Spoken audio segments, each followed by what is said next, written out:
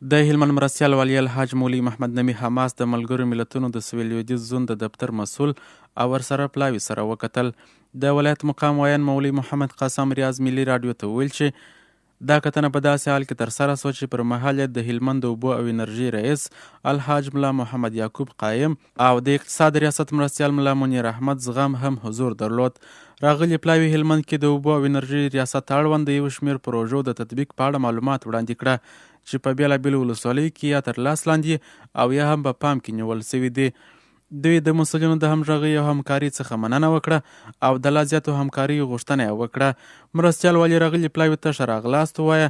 له هغوی سره یې د موضوعاتو اړوند مفاهمه وکړه، پر جزئیات یې بحث ورسره وکړ او د چارو د شفافیت، د سیمو د اړتیا، استحقاق، اولیت او اولویت پر بحث یې تمرکز وکړ. نوموړي وویل بشري چارې باید د مسؤلینو سره په ښه تفاهم او د ولس د ستونزو د حل په موخه ترسره سي. هغه له خپل لوري د بشپړې او لازمي همکارۍ ډاډ ورکړ.